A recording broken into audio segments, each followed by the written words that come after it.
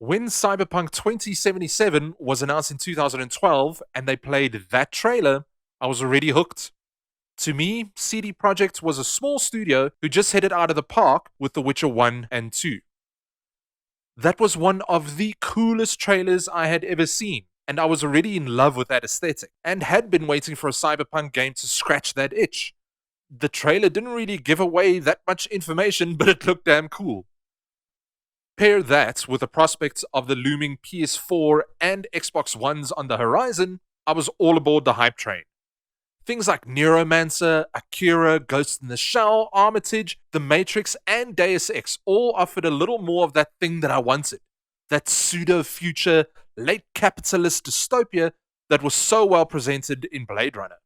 I wanted that look from all the media I consumed, and Cyberpunk 2077 was looking real good. There's still so many examples out there in media of this kind of aesthetic, and I really dig it. That late 80s, mid 90s, grungy, neon soaked aesthetic is absolutely amazing. All the cool mechs, the cyber enhanced humans, the music, the cool buildings and skylines, I just love it. I've been stung by hype in the past, so I make a point of avoiding all media relating to a new movie or a game, and it's actually easier than what it sounds. You just scroll past or skip whatever it is and hope you don't get nailed by spoilers. Around the time of the announcement, I was playing games like Far Cry 3, Batman Arkham City, Skyrim. So with the choices of games that I was playing then, I was thinking, yeah, great, I'm backing the right horse over here. As with what CD Projekt had done with The Witcher, they used an IP of somebody else. And this time it was based on a tabletop RPG written by Mike Pondsmith in 1988, which is still getting updates to this day.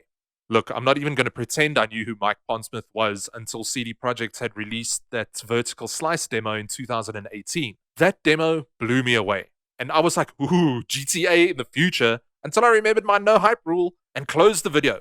But that little bit that I saw had me frothing for more.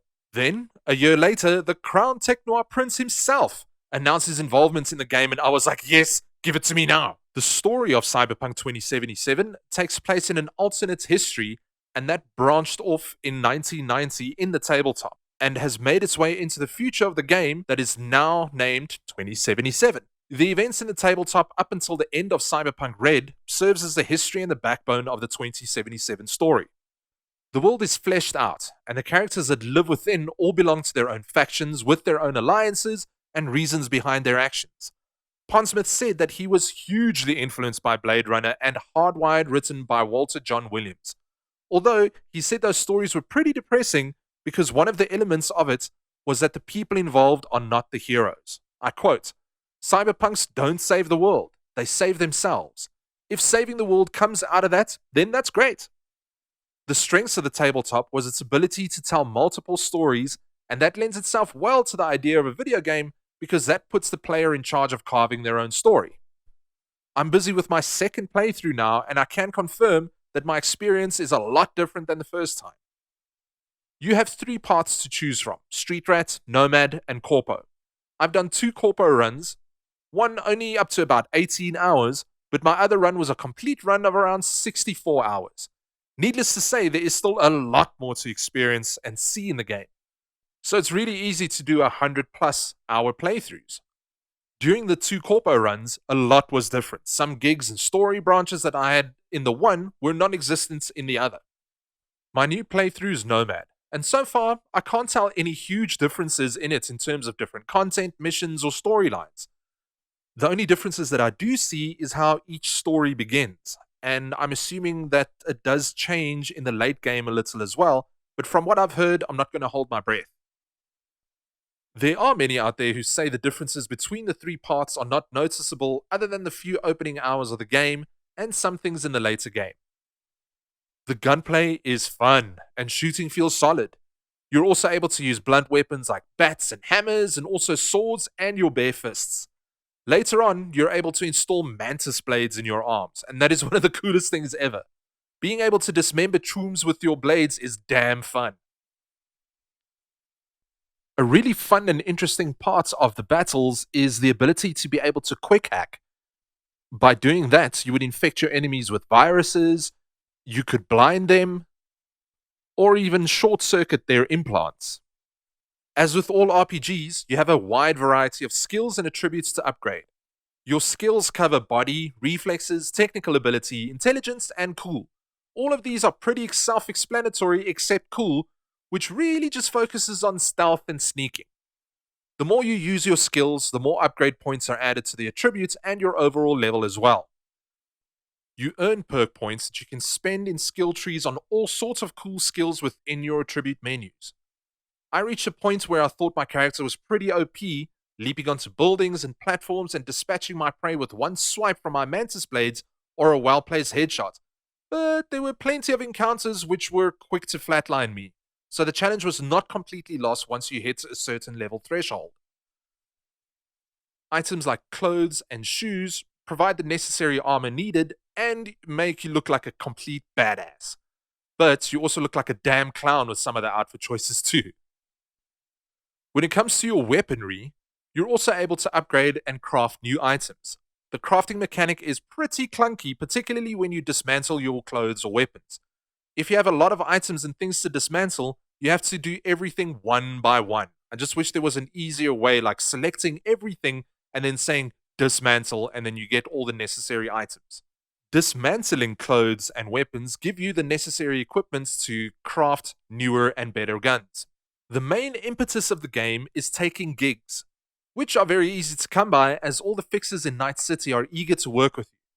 You'll be inundated with calls whenever you complete a mission or gig or enter a new area which a fixer operates in. And you meet some really interesting characters and are thrust into some really unique situations. It all boils down to take gig, go to place, do the thing, rinse, and repeat. The story missions are split across 3 arcs, and each of them lead you to different areas of the map, encountering new scenarios, and introducing you to some of the colorful characters and some real arseholes too. The progress for each arc is displayed in your inventory menu, so you're able to keep track of where you're at in whose storyline. I really enjoy the banter between your character and between Johnny, while the overall dialogue in the game is serviceable.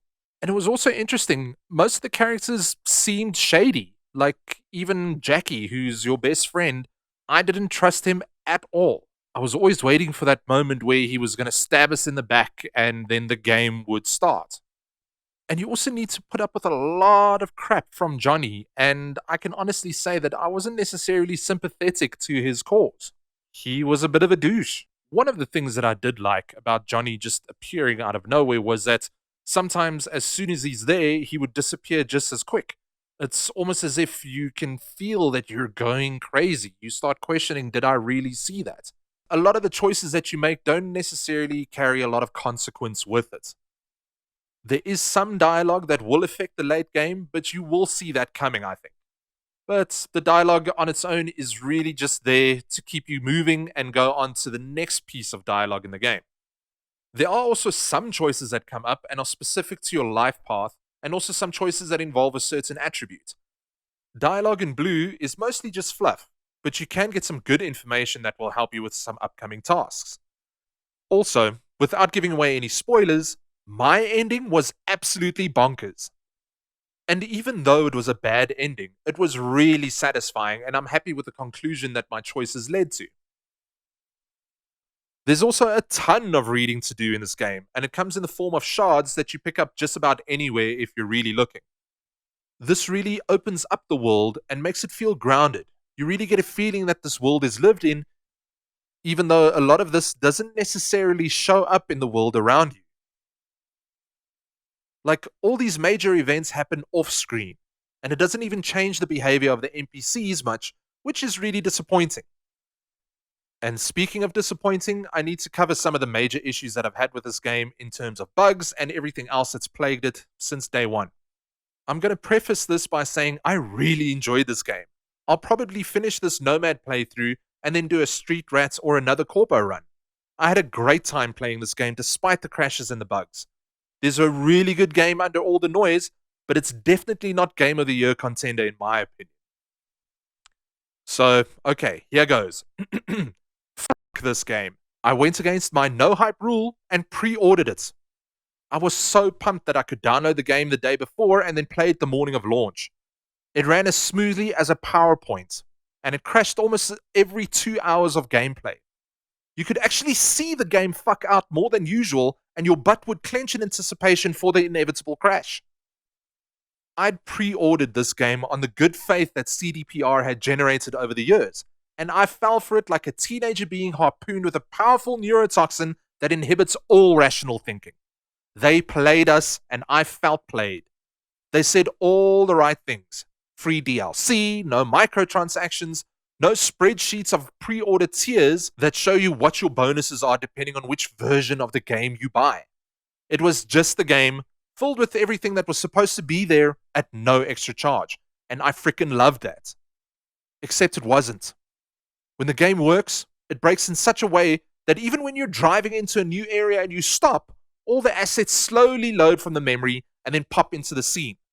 The last time I saw this kind of pop-in was in a PS1 game. Now, I am playing on the base PS4 console, and everybody's like, yo, but it doesn't run on 7-year-old technology. Well, that's how they marketed it, and I bought it. We all bought it. The NPCs are even worse than the NPCs in Oblivion, and they're the fucking worst.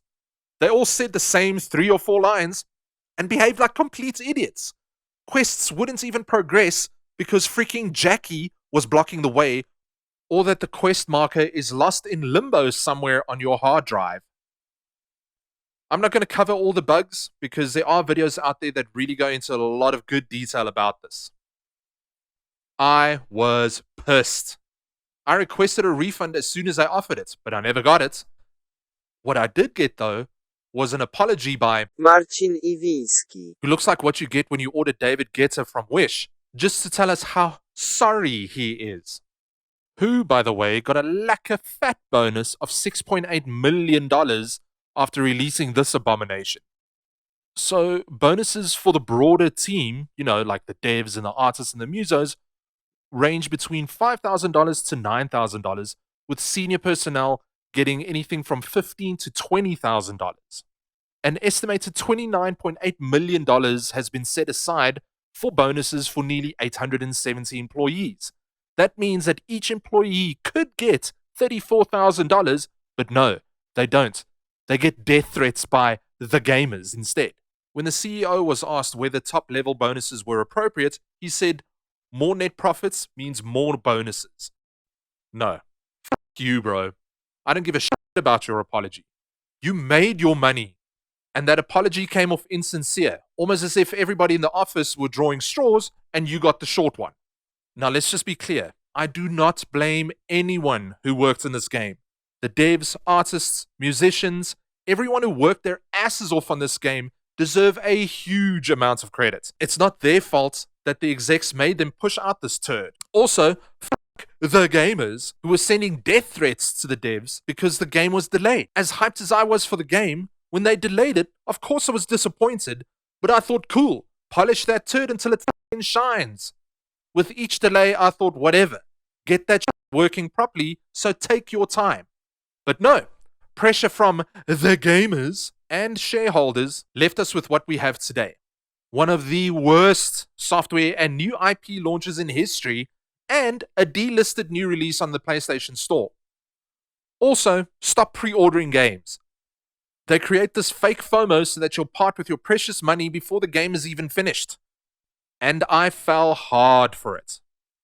Just so that I can get some bullshit pre-order bonus or some cuck little item in the game. And then what happens?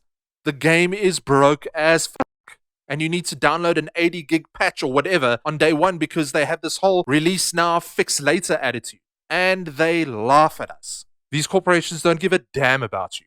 They just want your money, and they'll do their best to get as much of it as they possibly could for what seems the least amount of effort. Also, don't try and defend them either. It's not a good look. I learned my lesson with this game. I'm never pre-ordering anything again. I'll wait, just like a normal person. Okay, now that I have that rage out of my system, I can go back to looking at my neighbors in the eye again. I really enjoyed my time with this game. I had a lot of fun, taking my character from pathetic scrub to ultimate badass. Some of the boss encounters had me going, what the f*** was that? and jumping out of my seat and leaving me with a huge smile on my face going, whoa. I had a lot of these moments in the game, and I think it outweighed all the bullshit that came along with it. When the game works, it works well.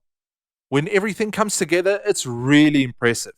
The graphics are amazing, and the environments and locations are all varied and look incredible. Also, the photo mode is a lot of fun. You can get very creative in all the cool locations, all the different poses. I've seen people do some amazing things with it, and it's really, really cool. There's also some great Easter eggs in this game for those of you who are really looking. If you enjoy anything to do with brutalist architecture, this game is gonna floor you. The whole aesthetic is drenched in that late 80s look with a 90s vision of the future, and it just works so well. The cold, hard concrete juxtaposed against the warm neon light. There is still plenty for me to see in this game. Like, I didn't even do half of the missions in the desert because I spent most of my time exploring the city. Cyberpunk is a damn good game, and I had a great time playing it. But if you haven't bought it yet, wait until it's fixed, which will probably be in about a year or so. For those of you who have the game and are still enjoying it as much as I am, see you in Night City, chooms. Thank you for taking the time and watching my video on Cyberpunk 2077. If you liked this video, don't forget to leave a like. Head on over to my channel if you'd like to see more content like this. Click on that subscribe button, ring that notification bell, and I will see you guys next time.